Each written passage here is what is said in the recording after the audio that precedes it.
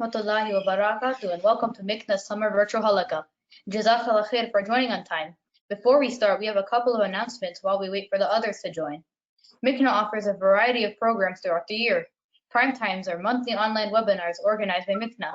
We will resume monthly primetime sessions from September, inshallah. Previous primetime sessions recordings can be found on our YouTube channel. Mikna also offers YMJ courses twice a year, spring and fall. Our next upcoming YMJ course will be starting from September. Please stay tuned for more details. We also have a companion magazine for kids, which is written by kids all across the country. There are 2 magazine issues a year. If you are good at writing, feel free to send your poems, essays, or recipes to us. The magazine also offers all sorts of fun competitions where you can participate and win prizes. Mikna also offers an annual journey through the Quran course during Ramadan. Recordings have been uploaded on Mikna YMJ YouTube channel. Make sure to like and subscribe to our YouTube channel. It is a great resource to watch our program recordings. Last but not least, please like and check out our Facebook and Instagram pages weekly for Arabic Word of the Week and updates. Alright, let's start with today's program with Quran. أعوذ بالله من الشيطان الرجيم بسم الله الرحمن الرحيم إذا جاء نصر الله والفتح ورأيت الناس يدخلون في دين الله أفواجا فسبح بحمد ربك واستغفر إنه كان توابا. Today's speaker is Sister Farzana. So Sister Farzana, the mic is yours.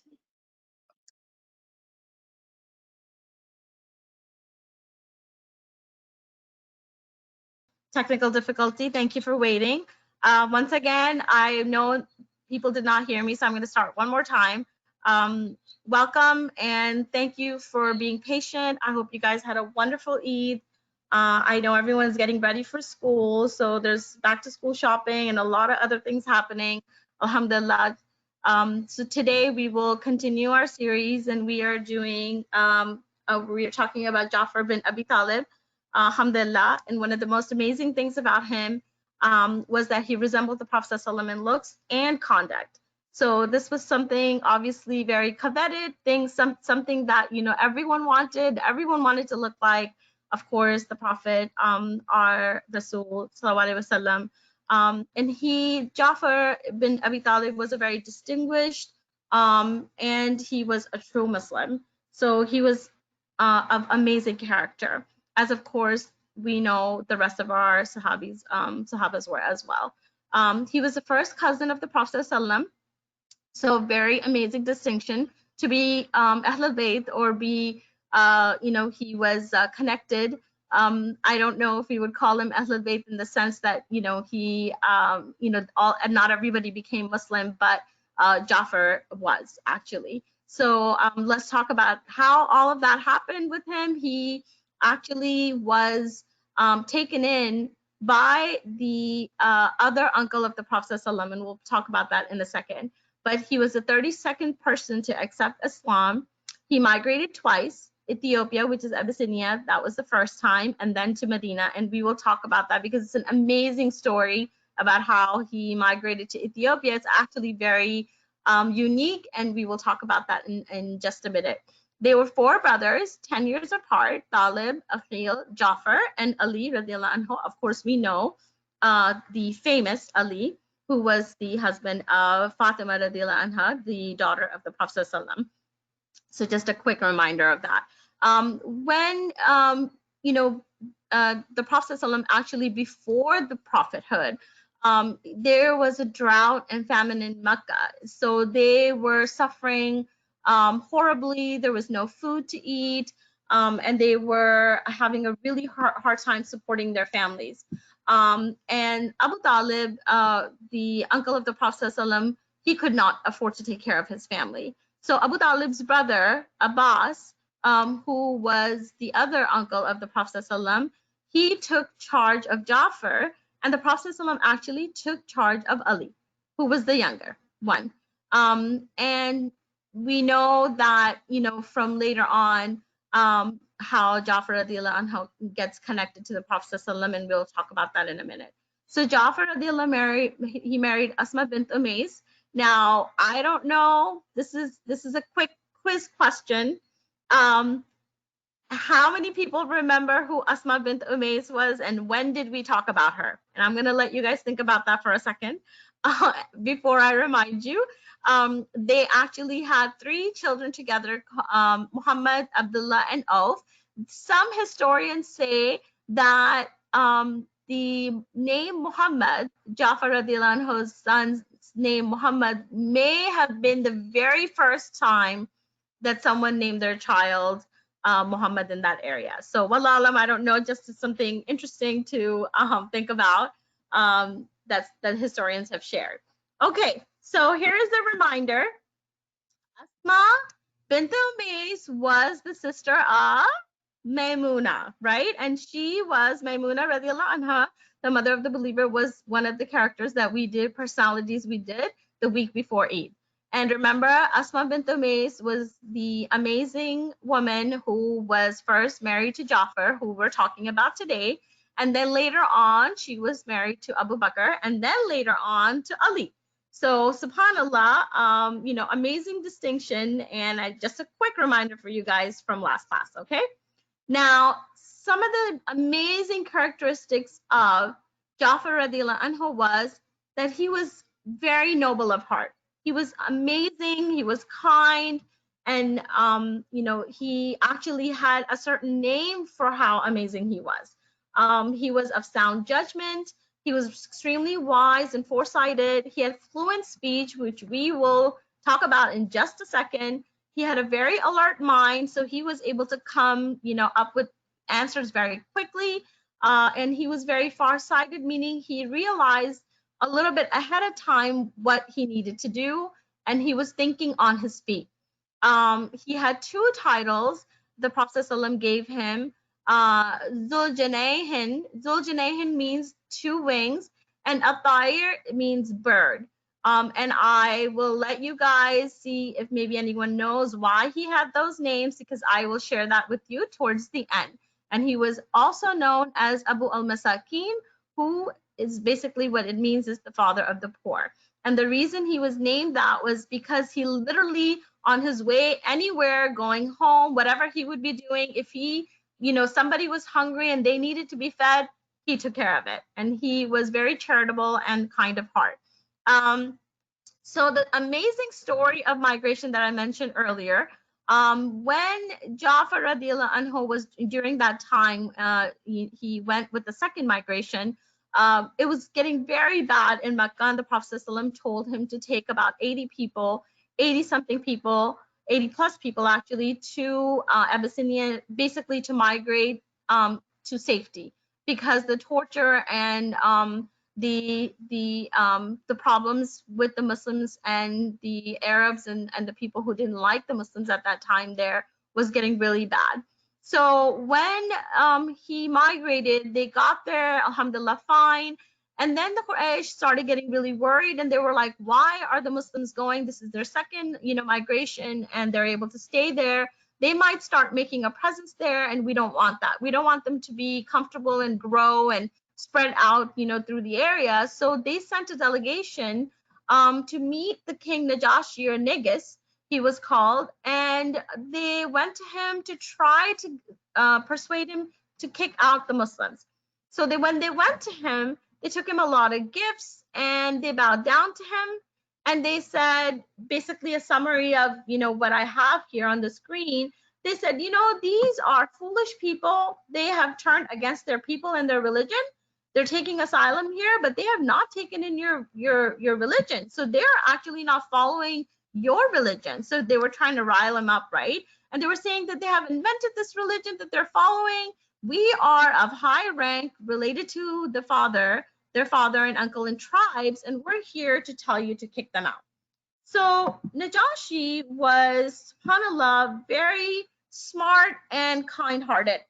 So he said, no, I'm not going to do that. I am going to speak to them first. And that is why that land was such a safe haven for people, because the leader, the king, was just. And the lesson here is that Muslim or non-Muslim, and you know, a lot of people have come, maybe your grandparents or your parents even, they came to this country to be safe.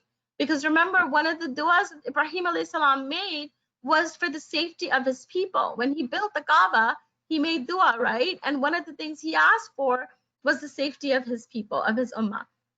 And so we all crave safety, and that is something that is extremely valuable, and we should be very grateful that we have that, because we know that so many of our brothers and sisters do not, right? So Najashi and Jafar radiallahu anhu are now going to have an interaction. So he's asked to speak to the Muslims, and Jafar radiallahu anhu was a spokesperson. He greeted Najashi, but he did not bow down to him. So they asked him, why did you not bow down before the king? And he answered, we only bow before Allah. And so the king was like, why are you here?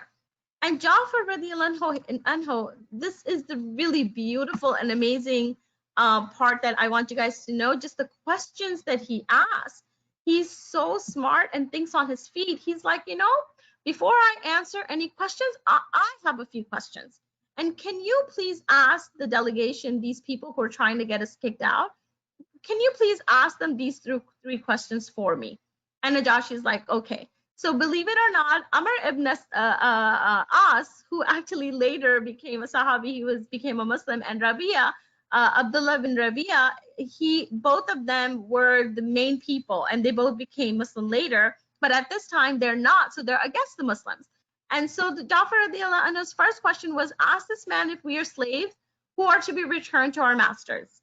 And he said, of course, no. Second question, he said, ask him whether we have shed anyone's blood unjustly, and if we are to be given back to those whose blood we have shed. He said, no. And third question, he said, have we taken goods from the community unjustly? Do we have any goods that we are obliged to pay? And he said, no. And he wanted to do that to inform everyone who was listening at that time. He was so smart that there is absolutely no reason. They are not criminals. There is nothing that they're hiding, and they are not running from anything that is basically their crime or they did wrong. They were running because they needed to be safe. And he wanted to make sure that they could, kind of understand that. So Najashi questions, Jafar radiallahu anhu, and he says, why did you leave your religion and your tribe? What is this religion that you're following? He was very curious and he wanted to know, please explain to me, right? And this is when this amazing, this is, something that has gone down in history. You'll see a little variation, but pretty much the same speech that Jafar radiallahu anhu delivered to Najashi. And I want to go through it quickly only because there's hardly ever an opportunity for us to actually spend time to listen to his speech. And I want you guys, this is the moment where I want you guys, we have the momentum to listen to the speech and really think about what he said, because it really summarizes our religion beautifully. He says, "O king, we were a people in a state of ignorance and immorality, worshiping idols and eating the flesh of dead animals, committing all sorts of abomination and shameful deeds, breaking the ties of kingship, treating guests badly, and the strong amongst us exploited the weak. We knew no law but that of the strong. When Allah raised amongst us a man of whose word, truthfulness, honesty, and purity we were aware of, and he called to the oneness of Allah, we followed. He forbade us the worship of idols, and he commanded us to speak the truth and be faithful to our trust, keep our promises, and to be merciful to and regards the rights of the neighbors and the relatives. He forbade us to speak evil of women or to eat the substance of orphans. He ordered us to stop wrongful acts, to abstain from bloodshed and evil, to offer prayers, to render alms, which is giving charity, and to observe fast." Such a beautiful, beautiful summary of our entire deen. And he said that just on his feet, because he had no idea that he was going to be asked all these things, right? And so he said the reason why we are here, because we believed in this man he's talking about the Prophet ﷺ, and our people persecuted and tortured us because of it. We have come to your country, and he says that we are hoping that you will protect us from this oppression. When asked by Najashi about the words of Allah, because he said, can you show me or read something to me from these words of Allah you have received from this prophet, he read the beginning portion of Surah Maryam. And when he heard that, he started crying and he was just amazed, right? And then when Najashi was like, you know what? I'm not going to kick them out. They're going to stay here. The Muslims are going to stay here. Amr ibn As, he was like, you know what? I'm going to try again. So he goes back the next day and he says, you know what? Najashi, king, these people, they do not respect Isa alayhi salam and they don't believe in him. They think he's immortal. They don't believe in him as a spirit. And so they said, he called him back and he said, you know what? Tell me about what you think about Isa, Ibn Maryam. And he said, Isa alayhi salam. He didn't say alayhi salam, of course, he probably just said Isa. And, or Jesus. And Ja'far radiallahu anhu answered, beautiful answer.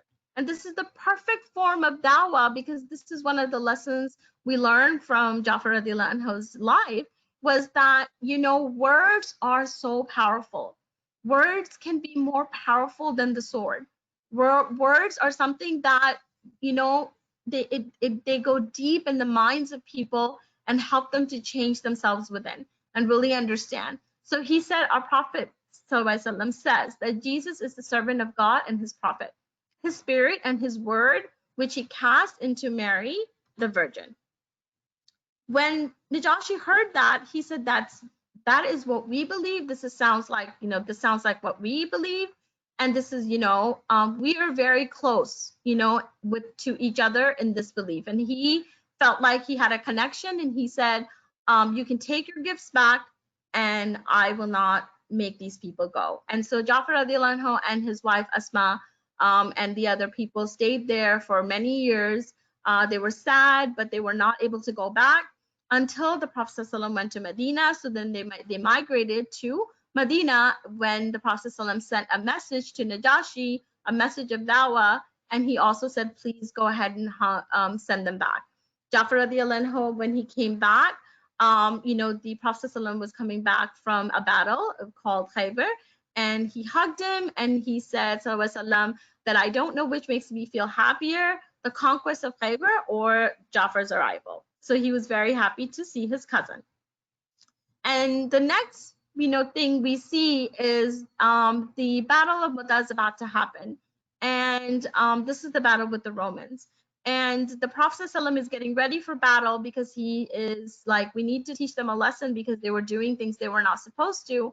And he said, if Zayd bin Haritha is wounded, let Ja'far ibn Abi Talib succeed him. If Ja'far is wounded, let Abdullah ibn Rawaha succeed. And so basically he set 3 commanders in chief in succession, and he had never done that before. So the Sahabis who were the companions who were going, they realized that this is going to be a very serious battle, right? This is something that they are he's setting commanders next in line, so anything can happen, and they were ready to fight and die for the cause of Allah. So this is exactly what happened. He sacrificed his life for Allah subhanahu wa ta'ala. There was an army of 3,000 facing the army of 100,000+, 200,000. Zayd bin Harith, he was a leader and he was martyred, and then the banner was taken by Ja'far bin Abi Talib. He got off his horse and he was fighting and he was martyred.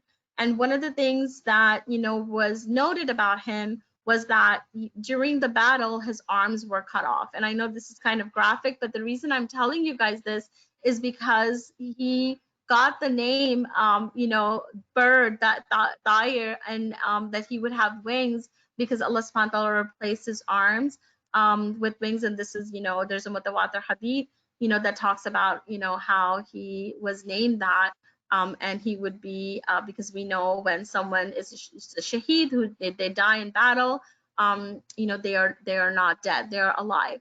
And I know probably you guys have heard people talk about it in school, someone who is in the army, someone who here, even in this country and other countries, people who fight for the country, for the safety of their people, they are regarded with a lot of honor and respect, right? And so you can kind of make that connection that at that time the honor and respect, not only was it that they were the Sahabas and they were around the Prophet ﷺ, but then they were in the army, they were fighters, they were the ones who were protecting the people, subhanAllah. And so, they had a very, very high rank. And then the next in line was supposed to be, remember, Abdullah, and he also died. And then Khalid bin Walid, we know the iconic commander-in-chief, he took over. And basically it was kind of a, sort of a victory because he changed tactics and retreated, and then the army, the disbelieving army, the Roman army fled. So it was a different kind of victory for the Muslims.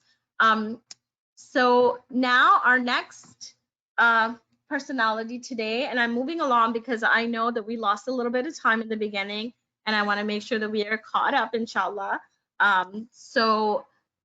We are going to be talking about al-Mu'mineen Hafsa bint Umar Faruq radiyallahu anha. So she was born 5 years before Quran started being revealed, and we're going to talk about some really amazing things about this mother of the believer and the lessons that we learned from her life. So I have a question for you guys. So if you had someone really famous in your family and you liked and really loved them, how would you feel? Right? If you were like, oh wow, this is an amazing person, and I'm so happy that they're part of my family, it would make you feel really good, right? You would feel honored to be connected to that person because they are your family and they're doing something good, right? And so she actually had an amazing family as well. So Hafsa radiyallahu anha actually was, of course, the daughter of Umar bin Khattab, and we all know him. He's this our amazing Khalifa, and always in competition with Abu Bakr. So one of the closest companions to the Prophet ﷺ, and he was given the glad tidings of Jannah, of course. Her mother was Zainab bint Mazun, and brother was Abdullah bin Umar. Now, she was very proud to be able to count 7 men from her family who fought in the Battle of Badr. And she was very proud of that, and she should be, because of course we know that the Battle of Badr was one of those amazing battles where angels were fighting, they were there, and the best of the Muslims and the best of the angels were fighting at the Battle of Badr. It was an iconic battle, and the Muslims actually won. So it was a huge, huge honor to be part of that battle, the very first one.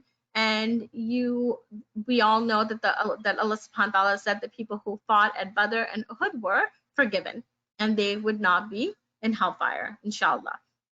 And this is a huge, huge honor, of course, and she was very proud of that, alhamdulillah.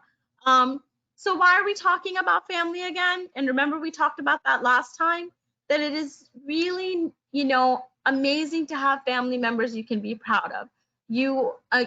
That's your legacy, right? You may not be good at something, you may be good at something else, but somebody in your family may be, really amazing at something that maybe you're not at, but you feel proud because they are a representation and an extension of you, right? So these family members, they were the best of the Muslims. They fought with Rasulullah ﷺ in many battles, and they fought with the angels, of course, in Badr, and they are the ones who have been forgiven, which we just talked about in a minute. So her first marriage, and the reason I'm talking about that is really important to know that at that time, our deen is so amazing, so beautiful, that women were married several times whenever their husband died or if they were divorced. So it was something very normal at that time. It was not something that was unheard of, and I know a lot of you guys are very young, but in our culture, at our age, we see where that's something maybe not very normal. And it is here in this country, and I want you guys to feel a connection, because actually, the culture that is different is because the culture comes from all these other countries. There's a lot of difference in how people live, but when you look at the very clean and pure deen of Allah, Allah subhanahu wa ta'ala tells us to help each other, live with each other kindly. And one of the things was, taking care of the women and children. It was very, very, very important, an integral part of our deen. And her husband, first husband, Hunayz radiallahu anhu, was he was of the ones who actually migrated twice as well. So he migrated to Ethiopia and the very first time, and then to Medina with Hafsa radiallahu anha. They had a happy marriage and a righteous household filled with Quran because she actually learned Quran and she loved the Quran and she spent a lot of time reciting it and memorizing it. He died from his injuries at the Battle of Badr. And something really amazing about Hafsa radiallahu anha was that she could read and write. She learned this from her father because we know that Umar radiallahu anhu was one who could read and write, who was one of the few in Mecca at that time. And her siblings were also taught to read and write. So it was something very, very important. So both of the companions that we're talking about today, something amazing about them was knowledge, the ability to speak and the ability to read and the ability to write. It's so important, and it sets us apart from people, and it is basically what determines how successful we will be. She was a hafid of Quran, so she had memorized the Quran. She would think deeply about the ayahs. She wouldn't just read them. She actually would read them and then think about them, and she, paid attention to the meaning of it. And as a widow, she was extremely brave, and she spent a lot of time praying and reciting Quran. And then the most amazing thing happened, which was her second beautiful marriage. Not a very traditional marriage at all, because Umar radiallahu anhu was worried about his, daughter. She was a widow and he wanted her to get married. So he actually asked, two other Sahabas if they would marry her, and they said no. And then she ended up being married to the Prophet ﷺ. And so it was something really amazing that at that time, again, our deen, our religion is so beautiful. And we also get this from the story of Musa alayhi salam, right? Is that, girls could actually propose. We talked about Maimuna, she proposed to the Prophet ﷺ. Here, the father is, asking, and, he's the father of the daughter. So these are all, cultural boundaries that are not part of our deen, subhanallah, because our deen is very pure and clean and very easy and simple, alhamdulillah. So she ends up being married with the Prophet ﷺ. So her second marriage is amazing, and she was married after the Battle of Uhud. As a mother of the believer, she actually became even more absorbed in studying the fine arts of religion. And this is very important because she lived, many years after the Prophet ﷺ. So her and Aisha radiallahu anha, both of them were very smart, and they had a great memory, and they, had the Quran in their heart. She was intelligent, and she learned directly from the Prophet ﷺ. She has narrated about 60 hadith. And one of them tells us to read, eat with our right hand, and drink with our right hand, and we use our left hand to clean, because that's what the Prophet ﷺ used to do, and that is his sunnah. She was very inquisitive. She was very intelligent. She would ask the Prophet ﷺ questions. And, it was really amazing because the Prophet ﷺ was such an amazing husband and teacher that he was very patient and he would answer. So when she said, that when the Prophet ﷺ said that the people from Badr and Uhud would not go to hellfire, she quoted an ayah from Surah Maryam that everyone is going to go over hellfire. And so the Prophet ﷺ answers with another ayah in Surah Maryam as well. And he says, Allah subhanahu wa ta'ala says that many of them, he said, then we shall save those who have been forgiven. Okay. So he had an answer immediately for her. And so Allah says that those who fear him and are dutiful to him, they will be put into Jannah. So another story that we connect to Hafsa radiallahu anha was that around that time, the Prophet ﷺ, scholars say in Ahadith, he confided a secret matter to Hafsa, and he warned her not to speak about it, but she shared it. Allah knows best, but she shared it with Aisha, and we have a hadith that verifies that. And Allah then revealed to the Prophet ﷺ, and said that, that should not have happened, because there's so many things that were happening at that time. The Prophet ﷺ was fighting a battle was raging, he was establishing the deen, and there were so many things that were discussed in front of the mothers of the believers and all of the companions, that's keeping secrets and keeping, having privacy, and not telling people about what was happening in the household of the Prophet ﷺ, what he was planning, was very important at that time. And so Allah subhanahu wa ta'ala reveals ayahs that talk about how they should not have done that, and the mothers of the believers should repent and make sure that they are keeping the secrets of the Prophet ﷺ. And this is, there's a lot of detail, I am summarizing it for you guys, but it is a beautiful detailed story that, as you get older, inshallah, you guys can read up on and understand. The Prophet ﷺ said that if you tell somebody someone's secret, these are the 4 qualities of a hypocrite. A hypocrite, when you trust them with something, they betray you. When they speak, they lie. When they make a promise, they break it. And when they dispute, they resort to lies and falsehood, and they get extremely hyper. And so people who are, hypocritical, they are not what they are from inside and outside, it doesn't match, then they're going to have these 4 qualities, and we do not want to have them, of course. After the death of the Prophet ﷺ, Hafsa radiallahu anha lived with the Prophet ﷺ in Medina for 8 years, and then she lived for another 34 years after his death. She witnessed the joy of seeing her father, Umar ibn Khattab, run this amazing ummah, and he ran, this government, the system of government that he established, that was phenomenal. It was absolutely amazing. And we have never had a system of government the way he established it since then, because it was not allowed, and there were so many challenges after he was assassinated. So she saw all of that, and one of the greatest honor that she had was that she was actually chosen to keep the compiled Musaf of the Prophet ﷺ, the Quran, that the Prophet ﷺ had started.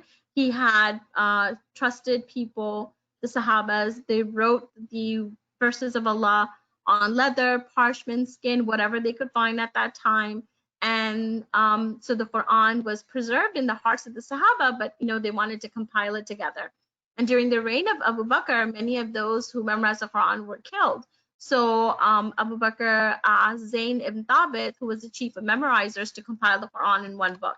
And it was a huge undertaking, subhanAllah, but he had memorized the Quran like inside and out. So he was the perfect person to go and make sure that he compiled the entire Quran. And the complete manuscript or copy of the Quran remained with Abu Bakr until he died. Then it passed on to Umar radiallahu anhu when he became Khalifa.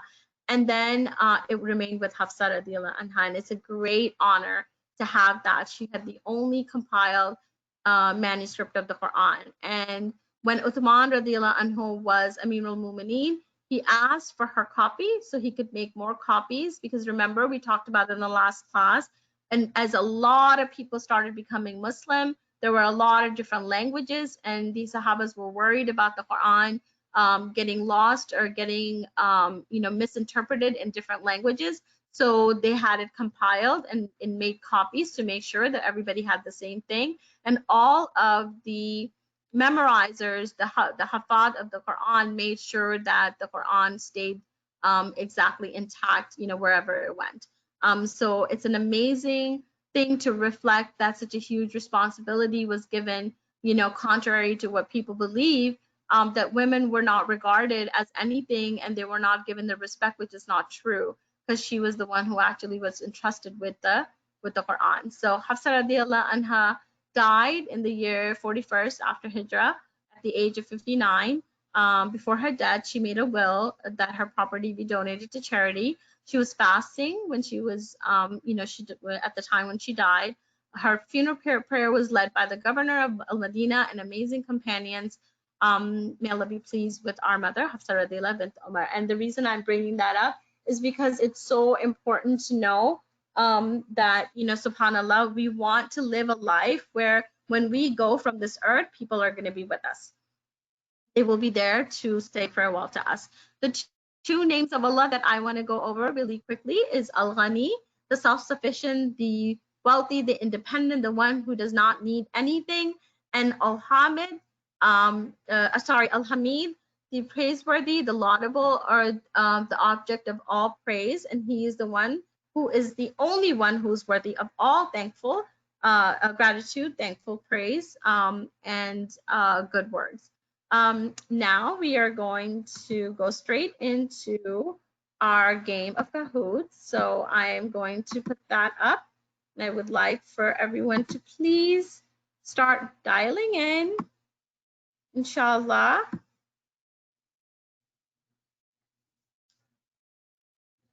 And while we're doing that, I'm going to ask you guys, can you guys see? Okay, great, excellent. I see everybody logging in now. I wasn't sure if you were able to see my screen.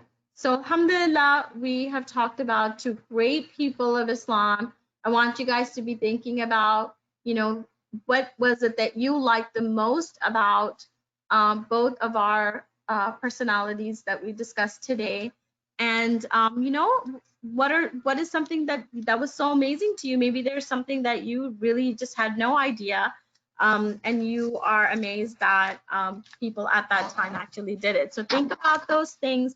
It's wonderful for you to share it with your people. Because you know, one of the things that the Prophet ﷺ said in the last sermon was that when you are learning something and people, you know, other people are not there, you should pass on that knowledge, right? Share it with the people who are not there. That's one of the things that he also taught us. Now, I have a couple of, you know, riddles for you guys while we're waiting for everybody to log into Kahoot. What can you catch but not throw? What can you catch but not throw? Anybody know? Yes, yay, God, you guys are so fast. I'm gonna run out of these riddles really quick. A cold, yes. What happens with tea, finishes with tea, and has tea in it? What happens? What begins with tea, finishes with tea, and has tea? A teapot, yes. Who was that? Aisha? Good job. That was awesome. I love these. I enjoy these, I think, more than you guys do. And this is thanks to my friend Nazima Iqbal. She helped put these riddles together last time too, and this time she's really good at it, mashallah. What is always in front of you but can't be seen? Hurry, quickly. What is always in front of you but can't be seen? The future. Who said that? Good job. Awesome. Excellent. You guys are awesome. Okay, next one. Where can you find cities, towns, shops, and streets but no people? Oh, I like this one. Where can you find cities, towns, shops, and streets but no people? Amal, yes, good job. I didn't see who was the first one, but excellent. You guys are really good. Okay, what has hands but doesn't clap? What has hands but doesn't clap? A claw. Oh, you guys are just so fast. You're not even having to think about this. It took me forever. Okay, what has to be broken before you can use it?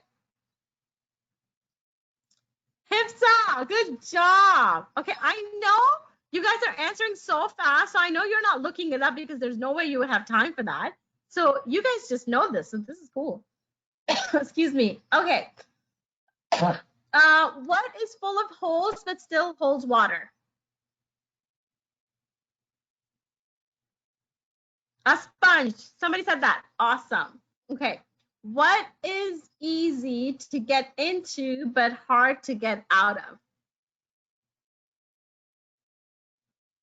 Yes, trouble. Who said that? Good job. Awesome. That was so hard. Okay. What is the last thing you take off before bed?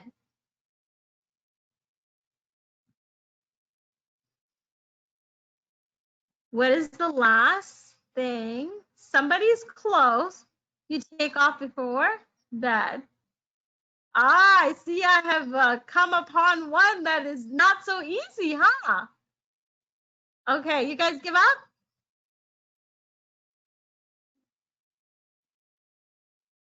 Your feet off the floor. That's pretty good, right? Yeah, I thought that was really cool. Okay, so I have another one. I'm going to give you guys a few words, and you can tell me what do they have in common. Bat, cricket, hyena, owl, stars, and a leopard.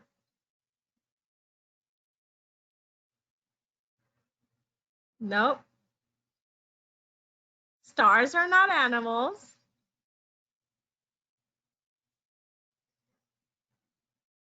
Who said night?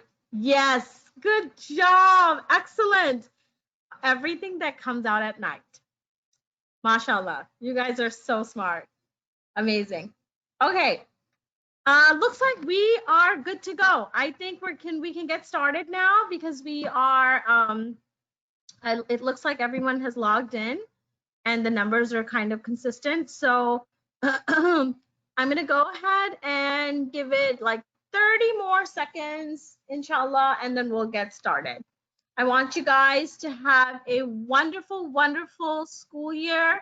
If I don't talk to you guys again, we will have class, of course, again. But if I don't get to talk to you guys, please have a wonderful school year. Take care of yourself. Stay safe.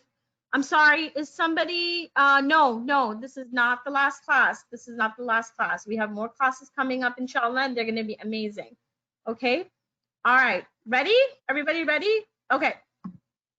I'm going to go ahead and get started. Oh, people are still joining. I want to I'm sorry, guys.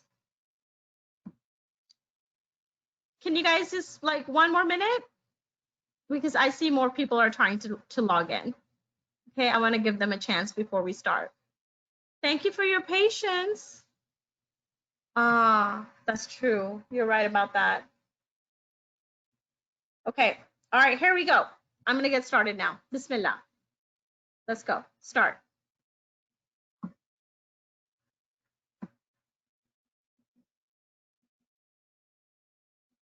Who took in Jafar radiallahu anhu to raise?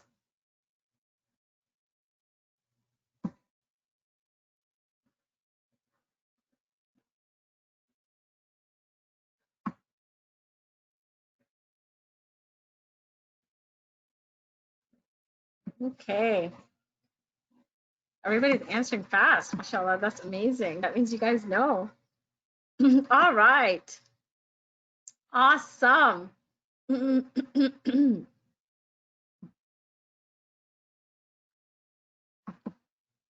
Okay, so Hisoka, Moro is at the top, Safura, and then Wild Kratts. Oh, I remember Wild Kratts from last time.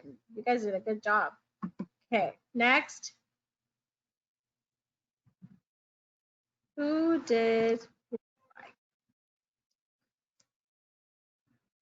Come on, you guys can do this. This one is easy.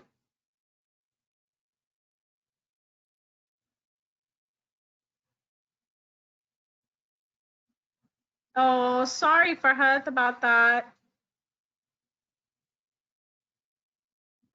Excellent. So, okay. Oh, hipsters on top. And then I think these are I's or O's. And then Hamza Safi has moved up. Excellent. All right.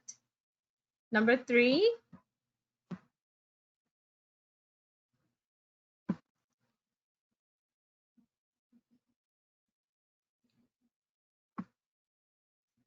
I know you guys remember this.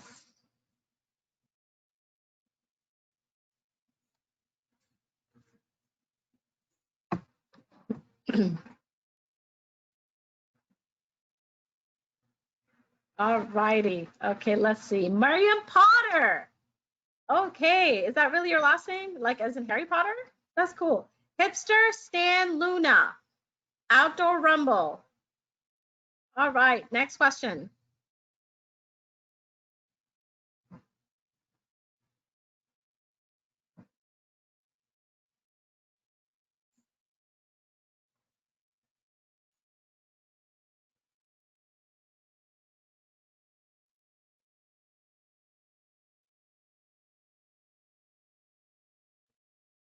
Oh, Harry Potter. Okay. Okay. Awesome. Let's see who's. Oh, Abdul Rumble. That's excellent. And Harry Potter, Marion Potter, and Stan Luna are on the top still. Next.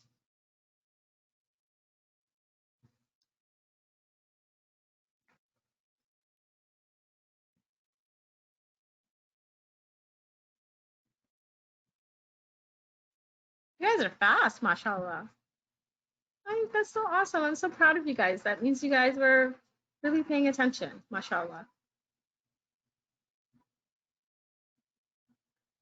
Okay. Let's see. Marion Potter has moved to the top. Outdoor Rumble and Stan Luna holding their place. And Imani is coming up as well. Mashallah. Next question.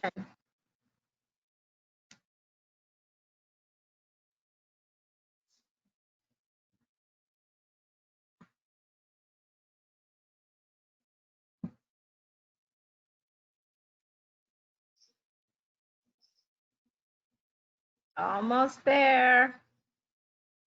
Awesome. Let's see. Outdoor Rumble, Marion Potter hits her, Stan Luna just neck to neck. All righty. Excellent. Question number 7. We're almost done.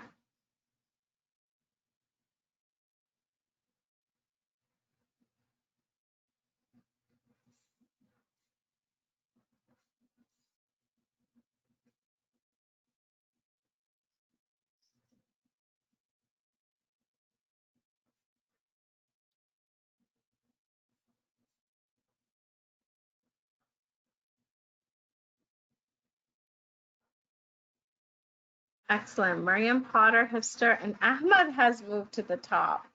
Excellent. Good job. Okay.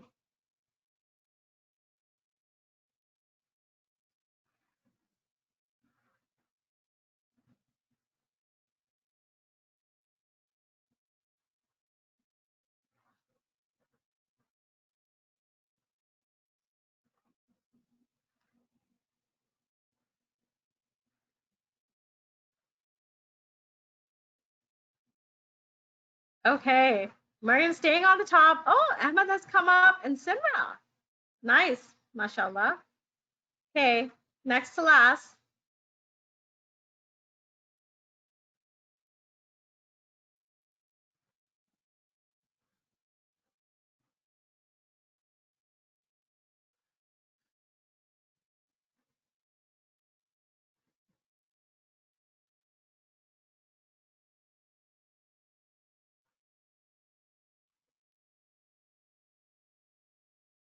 Oh my goodness.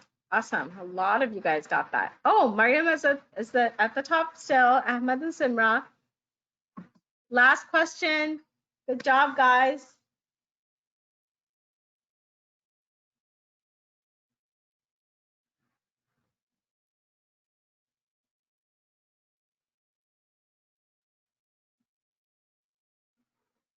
Oh, nice.